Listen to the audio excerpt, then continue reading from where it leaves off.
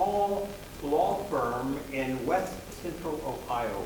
Because the firm had a contract to do the public defender work at the municipal court, Mark spent 10 to 15 hours most weeks doing criminal defense work. This morning, Mark recalls one of his favorite public defender clients. The speech is titled, "My Client, John." Please help me welcome distinguished Toastmaster, Mark Ahlers. Good job.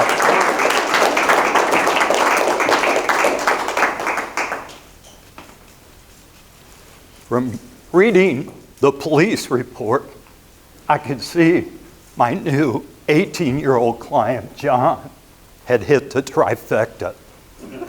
Not only was his breath test more than twice the legal limit, but he had driven erratically and performed pathetically on the field sobriety test.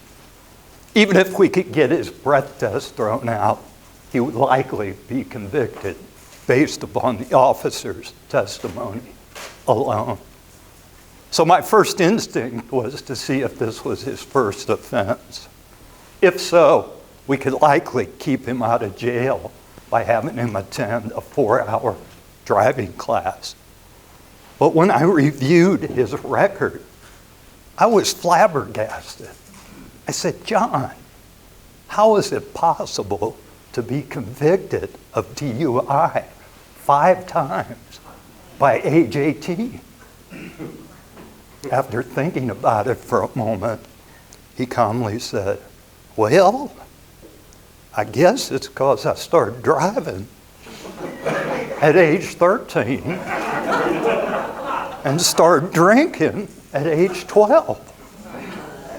Well, convicted again, John was likely headed to jail for 6 months.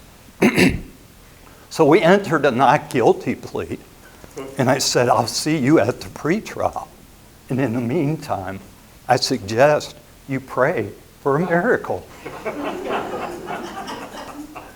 John must have taken my advice because a miraculous thing happened the next day when an attractive brunette strolled into court.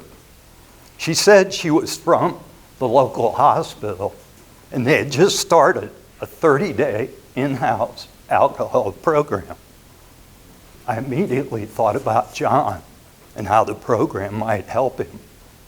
But my hopes were quickly dashed when the brunette disclosed the cost. But then she said there were a limited number of scholarships available during the startup phase of the program. So I got an application. John and I filled it out, and to my surprise, he was accepted into the program at no charge.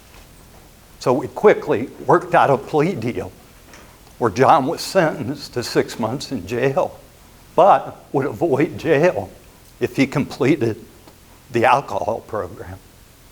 So I figured that was the end of John's case. But I was wrong. You see, on the day John was scheduled to start the program, the admitting nurse called. She said John was drunk and asked me to talk to him. I said, John, are you drunk? Without hesitating, he said, no, I just got a little buzz going. I said, well, what happened? He said, well, I bought a case of beer last night, drank 12 of them, figured I'd save the last 12 for when I got out of the hospital. But when I woke up this morning, I got scared. I said, well, why were you scared? He said, I was scared my roommate would drink all my beer while I was in the hospital.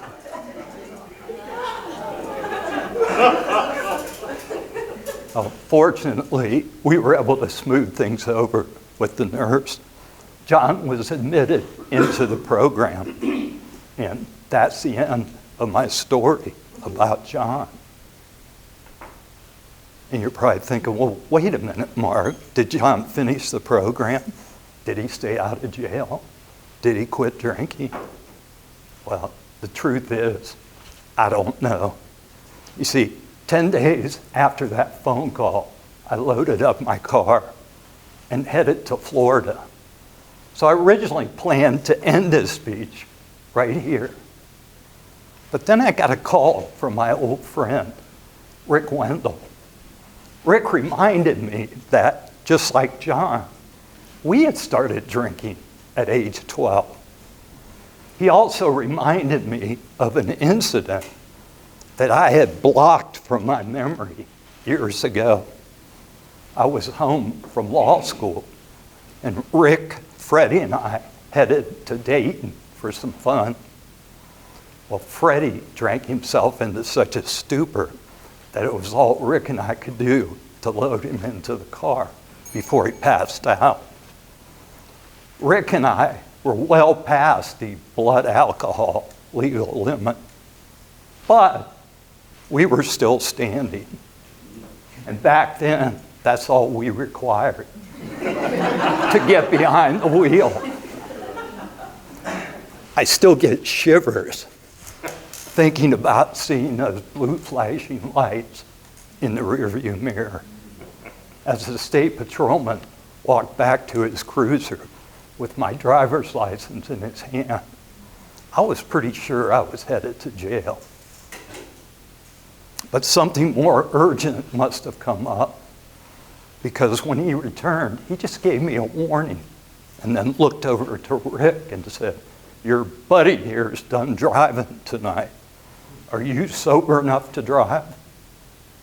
Well, fortunately, Rick's a good liar.